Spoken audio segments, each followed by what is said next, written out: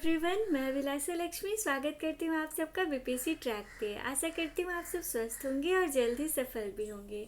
दोस्तों, आज हम लोग बिहार पीसीएस जो एग्ज़ाम होता है बीपीएससी, उसमें जितने भी प्रीवियस ईयर के क्वेश्चन आ चुके हैं ना, उसका कंपाइलेशन बुक है घटना चक्र का, जिसे आज से मैं शुरू करने जा रही हूँ। तो मॉडर्न हिस्ट्री शुरू करते हैं फ्रेंड, क्योंकि आप सबको पता है कि मॉडर्न हिस्ट्री मोस्ट इम्पॉर्टेंट है। तो हम लोग आज से मॉडर्न हिस्ट्री शुरू करते हैं और 8-9 दिनों में हम लोग इसे कंप्लीट कर देंगे। मैं डेली करीब 50 क्वेश्चन यहाँ पे करवाऊंगी। तो आज से हम लोग मॉडर्न हिस्ट्री का सीरीज स्टार्ट करते हैं। चलिए शुरू करते हैं फ्रेंड्स। आज का पहला क्वेश्चन है, पुर्तगाली उपनिवेश का पहला वाइसराय भारत में कौन हुआ है? तो पुर्तगाली उपनिवेश का भारत में प्रथम वाइसराय कौन था फ्रेंड? तो अल्मीरा था। कौन था? ये अल्मीरा जो था वो पुर्तगाली का सबसे पहला वाइसराय था जो इंडिया में आया था। उसके बाद था भारत में प्रथम पुर्तगाली वाइसराय के रूप में फ्रांसिस्को द अल्मीरा कब आया था दोस्तों? तो ये याद रखेंगे, इसका समय 1505 से 1509 ईस्वी के समय इसका आगमन हुआ था। वो 1505 ईस्वी में भारत पहुंचा। 1509 ईस्वी में अल्मीरा से टर्की, गुजरात तथा मिस्र की संयुक्त सेना को पराजित करके द्वीप पे आक्रमण कर लिया। द्वीप पे कब्जा के बाद पुर्तगाली हिंद महासागर में सबसे अधिक शक्तिशाली हो गए। ये याद रखिएगा, हिंद महासागर में पुर्तगाली सबसे अधिक शक्तिशाली हो गए थे। उन्होंने अंज द्वीप में किला बनवाया और पुर्तगालियों के हित में कोचीन की राजगद्दी को उत्तराधिकार की समस्या का समाधान किया। चलिए देखते हैं दोस्तों आज का दूसरा क्वेश्चन। आज का दूसरा क्वेश्चन है फ्रेंड्स, बंगाल की खाड़ी में समुद्री डकैती हेतु हुगली का उपयोग कौन करता था? तो बंगाल की खाड़ी में समुद्री डकैती के हेतु हुगली का प्रयोग करते थे पुर्तगाली। ये भी याद रखिएगा, ये 65वां बीपीएससी में आया हुआ क्वेश्चन है। उसके बाद है, पुर्तगालियों द्वारा हुगली को बंगाल की खाड़ी में समुद्री लूटपाट के लिए अड्डे के रूप में इस्तेमाल किया जाता था। चलिए अगला क्वेश्चन देखते हैं दोस्तों। अगला क्वेश्चन है, निम्नलिखित अंग्रेजों में से किसे जहांगीर ने खान की उपाधि दी थी? बहुत इंपॉर्टेंट है फ्रेंड्स। हॉकिंस जो कि जहांगीर के दरबार में आया था, इसे जहांगीर ने खान की उपाधि दी थी। हॉकिंस ईस्ट इंडिया कंपनी का एक कर्मचारी तथा व्यापारी था। वो बादशाह जहांगीर के नाम इंग्लैंड के राजा जेम्स प्रथम का पत्र लेके 1608 ईस्वी में पहुंचा था। याद रखिएगा फ्रेंड्स, 1608 ईस्वी में पहुंचा था। 1 अप्रैल 1608 में वो आगरा में मुगल सम्राट जहांगीर से उसने भेंट की थी। जहांगीर ने हॉकिंस को 400 मनसब तथा फिरंगी खान तथा इंग्लिश खान की उपाधि दी थी। पूरा क्या नाम दिया था? जहांगीर ने इसे फिरंगी खान तथा इंग्लिश खान की उपाधि दी थी। उसके बाद अगला क्वेश्चन है फ्रेंड्स, भारत में 1612 ईस्वी में अंग्रेजों ने अपनी पहली फैक्ट्री कहाँ स्थापित की थी? तो भारत में 1612 ईस्वी में अंग्रेजों ने अपनी पहली फैक्ट्री सूरत में स्थापित की थी। कहाँ पे फ्रेंड्स? तो सूरत में पहली फैक्ट्री स्थापित की थी।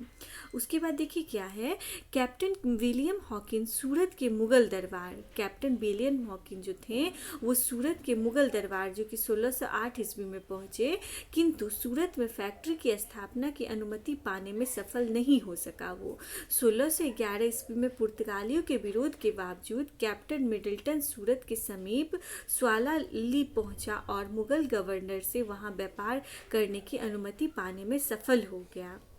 कैप्टन बेस्ट द्वारा सूरत के बंदरगाह की विजय में पुर्तगाली एकाधिकार की निरंतरता को भंग कर दिया गया। इसके बाद जहांगीर के शाही फरमान, याद रखिएगा, जहांगीर के शाही फरमान से अंग्रेजों ने सूरत में अस्थायी रूप से एक फैक्ट्री स्थापित की। यहाँ से अंग्रेजों ने अपने व्यापार को देश के दूसरे भागों में फैलाया तथा शीघ्र ही अहमदाबाद, बुरहानपुर, अजमेर तथा आगरा में सहयोगी फैक्ट्रियाँ भी स्थापित की। चलिए देखते हैं दोस्तों अगला क्वेश्चन। अगला क्वेश्चन है, डच ईस्ट इंडिया कंपनी ने किस वर्ष अपनी फैक्ट्री भारत में स्थापित की थी? तो इसका उत्तर होगा डच ईस्ट इंडिया कंपनी ने 1638 ईस्वी में। कब फ्रेंड? 1638 ईस्वी में। इसीलिए इसका आंसर ई हो जाएगा, क्योंकि 1638 कहीं भी नहीं है। तो देखिए क्या है, 1638 ईस्वी में सर्वप्रथम पटना में डच ईस्ट इंडिया कंपनी का प्रवेश हुआ। इतिहासकार ओम प्रकाश ने 1638 ईस्वी में पटना में डच फैक्ट्री की स्थापना संबंधी तथ्य प्रस्तुत किए। तो देखिए, डच ने अपनी प्रथम फैक्ट्री पटना में 1638 ईस्वी में बनाया था, जो आर्थिक तंगी के कारण बाद में बंद कर दी गई थी। वर्तमान में डच फैक्ट्री का ये स्थान पटना कॉलेज के नाम से जाना जाता है। तो देखिए दोस्तों, अभी जो पटना कॉलेज है ना, वही डच की फैक्ट्री हुआ करती थी। यद्यपि बिहार लोक सेवा आयोग ने अपने प्रारंभिक उत्तर में, खैर ये तो नहीं है, 1632 इसको माना है, लेकिन आए थे ये लोग 1638 में बिहार में। चलिए दोस्तों, अगला क्वेश्चन देखते हैं हम लोग। अगला क्वेश्चन है, निम्नलिखित में से प्रथम कर्नाटक युद्ध का कौन सा तात्कालिक कारण था? तो देखिए, प्रथम कर्नाटक युद्ध का तात्कालिक कारण था अंग्रेजों और द्वारा फ्रांसीसी जहाज़ों का आक्रमण, का अधिग्रहण। अंग्रेजों ने क्या किया था, फ्रांस के जो जहाज़ थे उसका अधिग्रहण कर लिया था, जिसके कारण प्रथम कर्नाटक युद्ध हुआ था। चलिए देखते हैं इसका रीज़न और क्या है।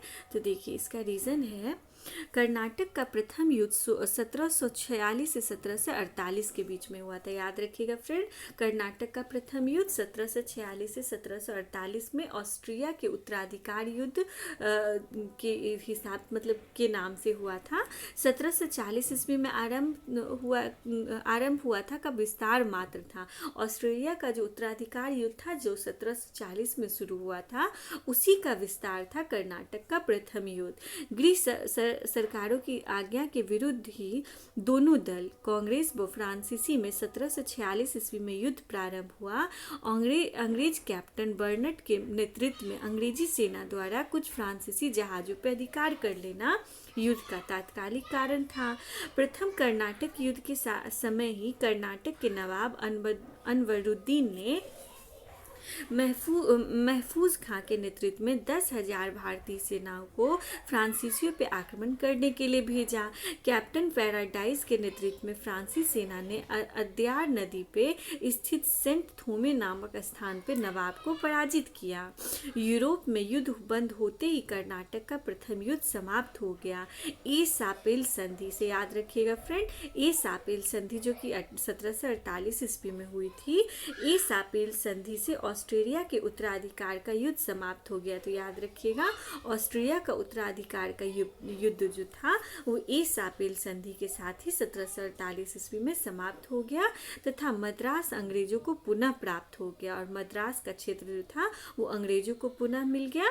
कर्नाटक का प्रथम युद्ध सेंट थोमे के युद्ध के लिए स्मरणीय है। याद रखिएगा फ्रेंड, कर्नाटक का प्रथम युद्ध जो है वो सेंट थोमे के युद्ध के लिए स्मरणीय है। चलिए आते हैं अगला क्वेश्चन। अगला क्वेश्चन है फ्रेंड्स, निम्नलिखित में से किस अंग्रेज अधिकारी ने पुर्तगालियों को स्वाली के स्थान पे हराया था? तो यह भी हम लोगों ने देखा भी था कि थॉमस बेस्ट, इसका नाम क्या था, थॉमस बेस्ट। 1611 ईस्वी में पुर्तगालियों के विरोध के बावजूद, पुर्तगालियों ने विरोध किया था, इसके बावजूद कैप्टन मिडल्टन सूरत के समीप स्वाले पहुंचा और मुगल गवर्नर से यहाँ व्यापार करने की अनुमति लेने में सफल हो गया।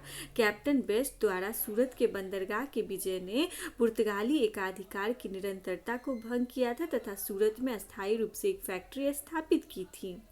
यहाँ के अंग्रेजों ने अपने व्यापार को देश के दूसरे भागों में फैलाया तथा शीघ्र ही अहमदाबाद, बुरहानपुर, अजमेर तथा आगरा में सहयोगी फैक्ट्री स्थापित की। चलिए देखते हैं दोस्तों अगला क्वेश्चन। अगला क्वेश्चन है, उस क्षेत्र की पहचान करें जहां से यूरोपीय वासियों को सर्वोत्तम सोडा और अफीम प्राप्त होता था। तो याद रखिएगा फ्रेंड, बहुत इंपॉर्टेंट है, बिहार से अंग्रेजों को सर्वोत्तम सोडा और अफीम की प्राप्ति होती थी। यूरोप वासियों को सर्वोत्तम सोडा और अफीम की प्राप्ति बिहार से होती थी। उसके बाद है, अंग्रेजी शासनकाल में भारत का कौन सा क्षेत्र अफीम उत्पादन हेतु प्रसिद्ध था? तो अभी हम लोगों ने देखा बिहार का क्षेत्र जो था अंग्रेजी शासनकाल में वो अफीम उत्पादन के लिए फेमस था। उसके बाद चलिए देखते हैं दोस्तों आगे का क्वेश्चन। अगला क्वेश्चन है, इलाहाबाद की संधि के बाद रॉबर्ट क्लाइव ने मुर्शिदाबाद का उप दीवान किसे बनाया था? तो बहुत इंपॉर्टेंट है फ्रेंड, याद रखिएगा, स्टार मार्क कर देती हूँ। इलाहाबाद की संधि जो हुई थी 1765 ईस्वी में, उसके बाद रॉबर्ट क्लाइव ने मुर्शिदाबाद का उप दीवान मोहम्मद रजा खान को बनाया था। किसे दोस्तों? मोहम्मद रजा खान को बनाया था रॉबर्ट क्लाइव ने मुर्शिदाबाद का उप दीवान। चलिए इसके बारे में डिटेल से देख लेते हैं। इलाहाबाद की दूसरी संधि, इलाहाबाद की दूसरी संधि कब हुई थी? अगस्त 1765 के अनुसार भगौड़े सम्राट शाह आलम को भगौड़ा सम्राट कहा जाता है। शाह आलम को अंग्रेजी संरक्षण में ले लिया गया तथा उसे इलाहाबाद में रखा गया। शाह आलम ने अपने 12 अगस्त के फरमान द्वारा कंपनी को बंगाल, बिहार, उड़ीसा की दीवानी अस्थायी रूप से दे दी थी। शाह आलम ने क्या किया था? 12 अगस्त को अपने फरमान के द्वारा अंग्रेजों को बंगाल, बिहार और उड़ीसा की दीवानी दे दी थी, जिसके बदले कंपनी ने सम्राट को 26 लाख रुपए दिया तथा निज़ाम के व्यय के लिए 53 लाख रुपए दिया। इस समय कंपनी सीधे कर संग्रह करने का भार न तो लेना चाहती थी और न ही उसके पास ऐसी क्षमता थी। कंपनी ने दीवानी कार्य के लिए 2 उप दीवान, मुर्शिदाबाद बंगाल के लिए मोहम्मद रजा खान तथा बिहार के लिए राजा सिताव राय की नियुक्ति की। बहुत इंपॉर्टेंट है फ्रेंड, बिहार के लिए उन्होंने उप दीवान बनाया था राजा सिताव राय को, और मुर्शिदाबाद जो कि बंगाल में था वहाँ के लिए उप दीवान बनाया था मोहम्मद रजा खान को। मोहम्मद रजा खान उप नाजिम के रूप में भी कार्य करते थे। इस प्रकार समस्त दीवानी तथा निजामत का कार्य भारतीयों द्वारा ही चलता था, यद्यपि उत्तरदायित्व जो था वो कंपनी का था। चलिए फ्रेंड्स आगे देखते हैं हम लोग। अगला क्वेश्चन है, सम्राट शाह आलम द्वितीय ने ईस्ट इंडिया कंपनी को बंगाल, बिहार तथा उड़ीसा की दीवानी कब प्रदान की थी? तो देखिए अभी हम लोगों ने देखा था 12 अगस्त 1765 को। डेट भी याद रखिएगा दोस्तों, बीपीएससी में डेट से क्वेश्चन पूछने का बहुत ही मतलब पता नहीं अजीब सी आदत है इन लोगों की। तो 12 अगस्त 1765 को शाह आलम द्वितीय ने, जिसे भगौड़ा सम्राट भी कहा जाता है, ईस्ट इंडिया कंपनी को बंगाल, बिहार तथा उड़ीसा की दीवानी दे दी थी। इलाहाबाद की दूसरी संधि जो अगस्त 1765 में हुई थी के अनुसार शाह आलम को, ये अभी हम लोगों ने देखा ही था फ्रेंड्स, वही वाला डिटेल यहाँ पे भी है। चलिए आगे का क्वेश्चन हम लोग देखते हैं। अगला क्वेश्चन है, मुगल बादशाह बहादुर शाह जफर के बारे में कहा जाता है कि उनके साम्राज्य की सीमा कहाँ थी? तो देखिए इसमें ना मतलब कोई ऑप्शन सही नहीं माना गया था। तो बहादुर शाह जफर के बारे में नहीं बल्कि मुगल शासक शाह आलम द्वितीय के बारे में कहा जाता है। फारसी भाषा में एक कहावत प्रसिद्ध थी कि सल्तने शाह आलम अज दिल्ली ता पालम, अर्थात क्या है? अर्थात शाह आलम के काल में मुगल साम्राज्य सिकुड़ते सिमटते दिल्ली के लाल किले के से पालम गांव तक ही सिमट के रह गया था। तो इसीलिए ये जो है ना बहादुर शाह जफर के बारे में नहीं, शाह आलम के बारे द्वितीय के बारे में कहा गया था कि दिल्ली के लाल किला से पालम गांव तक ही इनका जो शासन था वो सिमट के रह गया था। चलिए देखते हैं दोस्तों अगला क्वेश्चन, रंजीत सिंह ने सुप्रसिद्ध कोहिनूर हीरा कहाँ से प्राप्त किया था? बहुत इंपॉर्टेंट है फ्रेंड, ध्यान दीजिएगा। रंजीत सिंह ने सुप्रसिद्ध कोहिनूर हीरा शाह सूजा से प्राप्त की थी। कहाँ से प्राप्त किया था? शाह सूजा से रंजीत सिंह ने सुप्रसिद्ध कोहिनूर हीरा को प्राप्त किया था। पंजाब अहमद शाह अब्दाली के साम्राज्य का भाग था। पंजाब किसका भाग था? तो अहमद शाह अब्दाली के साम्राज्य का भाग था। परंतु 1773 ईस्वी में अहमद शाह अब्दाली के मृत्यु के पश्चात मुल्तान, कश्मीर इत्यादि कुछ छोटे छोटे भागों को छोड़ के शेष पर सिख मिसलों का अधिकार हो गया। किनका हो गया था अधिकार दोस्तों? सिख मिसलों का। उधर अफगानों के आंतरिक झगड़ों के कारण रंजीत सिंह को अपनी स्थिति दृढ़ करने का अवसर मिल गया। 1800 ईस्वी में अहमद शाह अब्दाली का पौत्र शाह सूजा, क्या नाम था इसका? शाह सूजा, जो कि अहमद शाह अब्दाली का पौत्र था। शाह सूजा काबुल की गद्दी पे बैठा, परंतु उसके भाई शाह महमूद ने शक्तिशाली बरगजे सरदारों फतेह खां और दोस्त मोहम्मद की सहायता से 1809 ईस्वी में उसे विस्थापित कर दिया तथा स्वयं कश्मीर और पेशावर पे अधिकार कर लिया। कहाँ दोस्तों? कश्मीर और पेशावर पे अधिकार कर लिया। उसके बाद क्या है, इसी अवसर पे शाह सूजा ने काबुल का राज प्राप्त करने के लिए रंजीत सिंह से सहायता मांगी और उन्हें कोहे-नूर, जिसे कोहिनूर हम लोग कहते हैं, हीरा गिफ्ट किया। तो ये ध्यान देंगे। चलिए दोस्तों, आगे देखते हैं हम लोग। आज का अगला सवाल है, टीपू सुल्तान ने अपनी राजधानी कहाँ बनाई थी? बहुत इंपॉर्टेंट। टीपू सुल्तान ने अपनी राजधानी श्रीरंगपट्टनम को बनाई थी। टीपू सुल्तान ने श्रीरंगपट्टनम को अपनी राजधानी बनाई थी एवं यह जैकोबिन क्लब की स्थापना, यहाँ उसने क्या किया था? तो याद रखिएगा, टीपू सुल्तान ने श्रीरंगपट्टनम में जैकोबिन क्लब की स्थापना भी की थी और उसका सदस्य बना। साथ ही उसने अपनी राजधानी में फ्रांस और मैसूर के मैत्री का प्रतीक स्वतंत्रता का वृक्ष भी रोपा। तो ये क्वेश्चन आता है फ्रेंड्स कि यहाँ पे जो एक वृक्ष रोपा गया है वो किसकी दोस्ती का प्रतीक है? तो वो फ्रांस और मैसूर के दोस्ती का प्रतीक है। तो याद रखिएगा, फ्रांस और मैसूर की दोस्ती का प्रतीक है स्वतंत्रता का वृक्ष। ये इसने श्रीरंगपट्टनम में लगाया था। टीपू सुल्तान ने अपने समकालीन विदेशी राज्यों से मैत्री संबंध बनाने तथा अंग्रेजों के विरुद्ध उनकी सहायता प्राप्त करने के लिए अरब, कुस्तुतुनिया, आधुनिक इस्तांबुल जिसको कहते हैं, और मॉरिशस में अपने दूत मंडल भेजे थे। ये याद रखिएगा फ्रेंड्स। चलिए आगे देखते हैं हम लोग। आज का अगला सवाल है, अंग्रेजों ने श्रीरंगपट्टनम की संधि किसके साथ की थी? तो अंग्रेजों ने श्रीरंगपट्टनम की संधि टीपू सुल्तान के साथ की थी।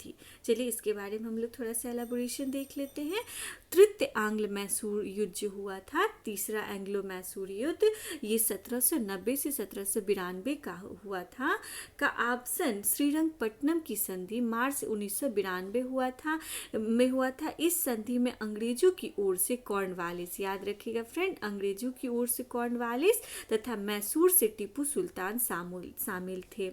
इसके अनुसार टीपू को अपने देश का लगभग आधा भाग अंग्रेजों तथा उनके साथियों को देना पड़ा, मतलब आधा देश का भाग उनको देना पड़ा। साथ ही युद्ध के हर जाने के रूप में टीपू को 3 करोड़ रुपए अंग्रेजों को देने पड़े। श्रीरंगपट्टनम की संधि में यह शामिल था कि जब तक टीपू 3 करोड़ रुपए नहीं देंगे तब तक उनके 2 पुत्र अंग्रेजों के कब्जे में रहेंगे।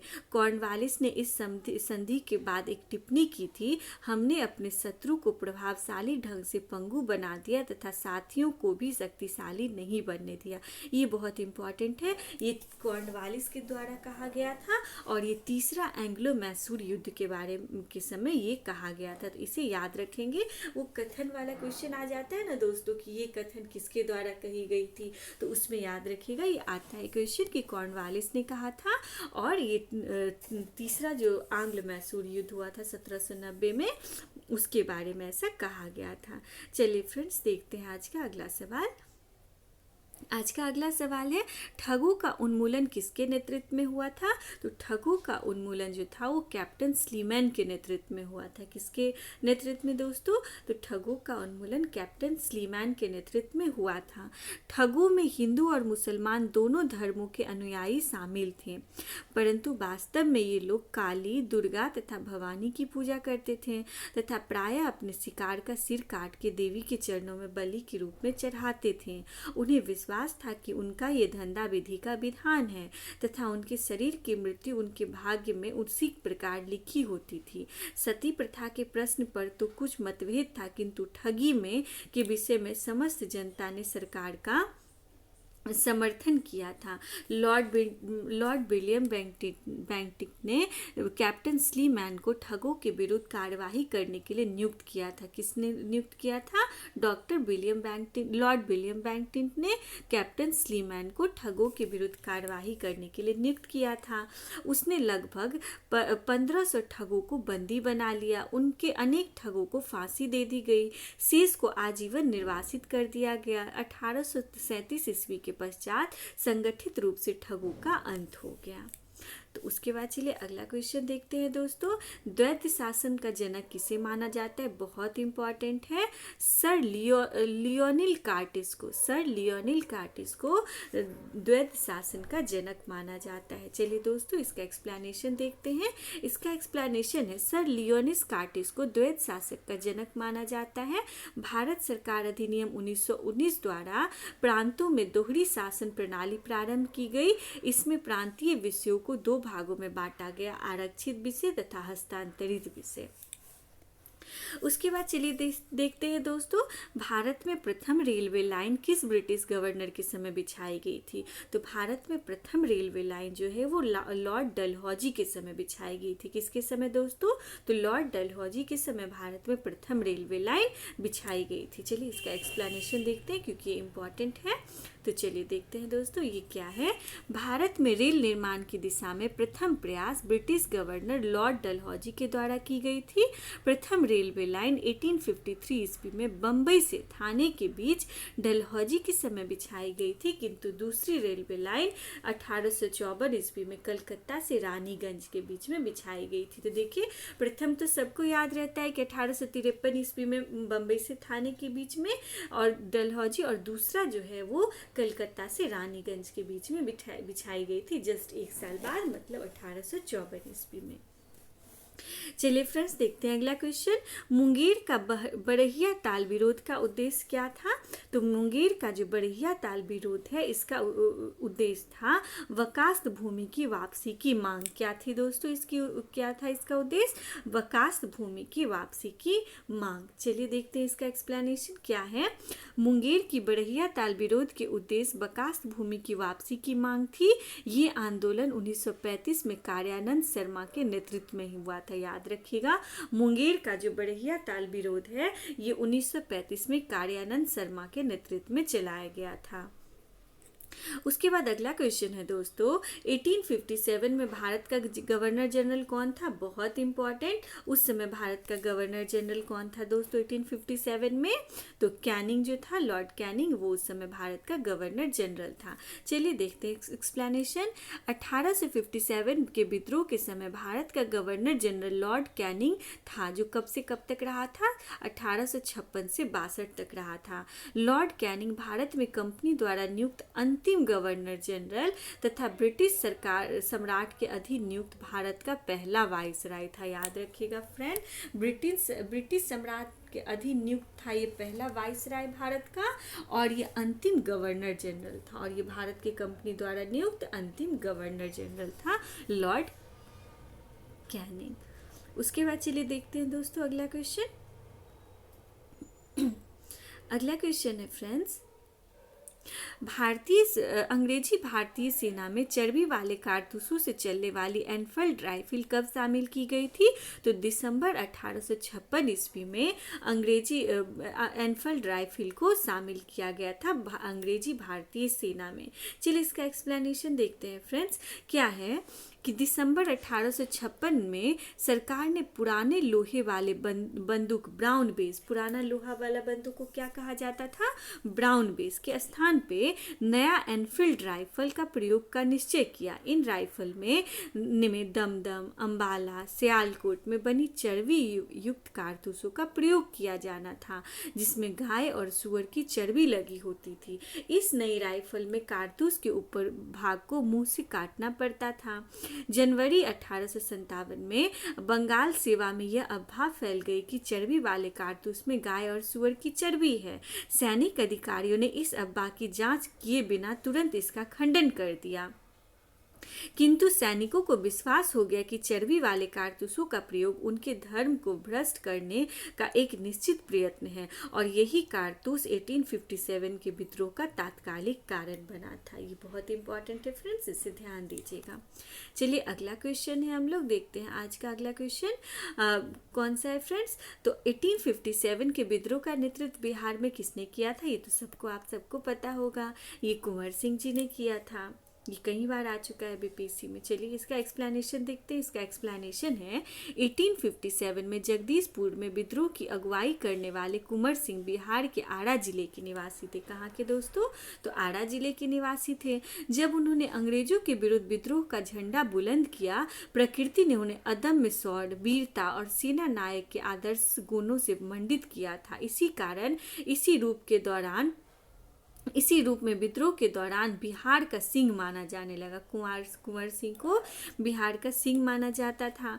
उन्होंने शाहाबाद जिले में अंग्रेजों की सत्ता का तख्त पलट कर दिया और अपनी सरकार स्थापित कर दी। कहाँ पे दोस्तों, ये याद रखिएगा, इम्पॉर्टेंट है। शाहाबाद जिले में उन्होंने अंग्रेजी सत्ता का तख्त पलट कर दिया और अपनी सरकार स्थापित कर दी। वो कानपुर पे संयुक्त आक्रमण के लिए नाना साहब की मदद हेतु कल्पी की ओर आगे बढ़े।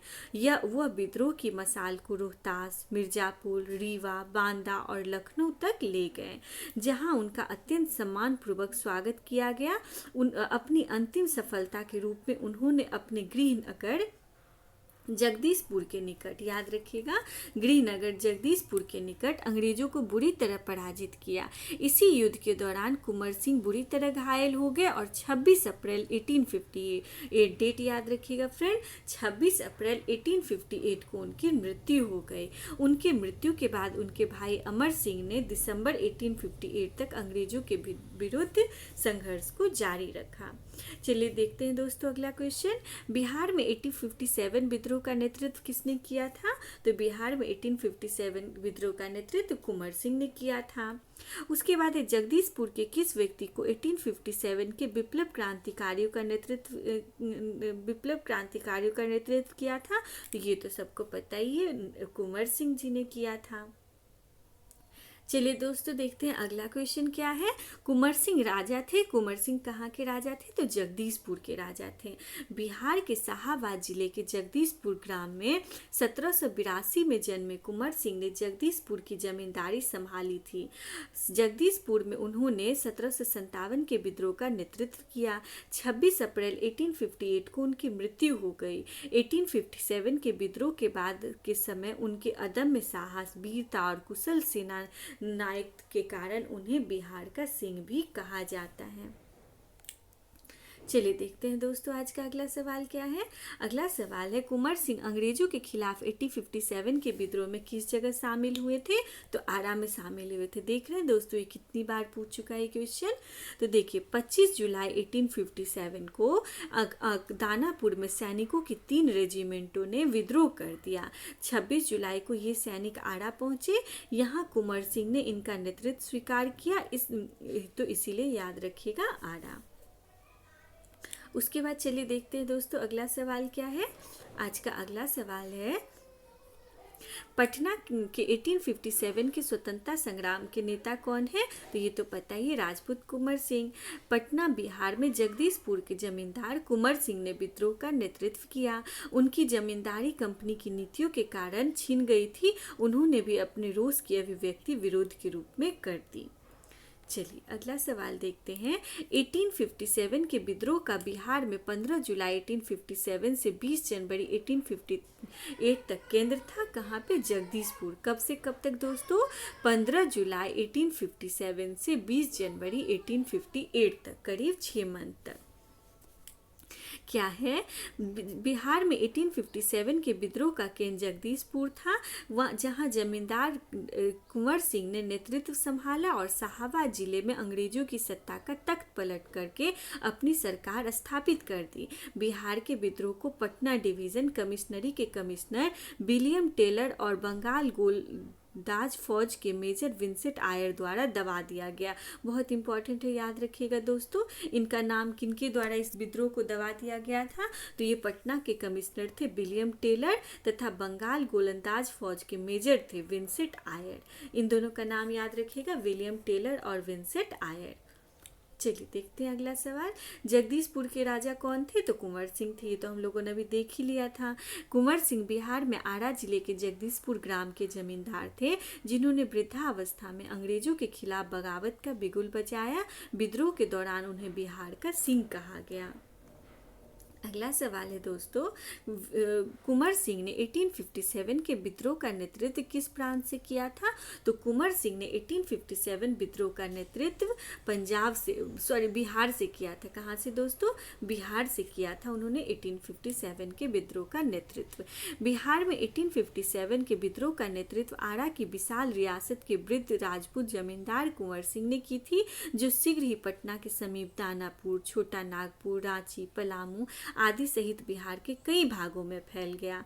कुंवर सिंह ने लंबे समय तक बहादुरी और उत्साहपूर्वक अंग्रेजों से संघर्ष किया और लगभग 10 माह लंबी, कितने दोस्तों, 10 माह लंबी सफल लड़ाइयों के बाद युद्ध में प्राप्त घावों के कारण 26 अप्रैल 1858 को वो शहीद हो गए। उसके बाद अगला सवाल है दोस्तों, 1857 के विद्रोह का नेतृत्व बिहार में किसने किया था? तो ये अभी हम लोगों ने देखा कि कुंवर सिंह ने किया था। आज हम लोग यहीं तक रहने देते हैं फ्रेंड्स, कल हम लोग और क्वेश्चन आगे बढ़ेंगे, क्योंकि एक दिन में ज़्यादा कर लेने से ना ये सारा मतलब दिमाग में सब गोल गोल सा हो जाता है, तो याद नहीं रह पाता। तो अभी हम लोग 30 क्वेश्चन तक रहने देते हैं, कल फिर हम लोग आगे बढ़ेंगे। धन्यवाद फ्रेंड्स।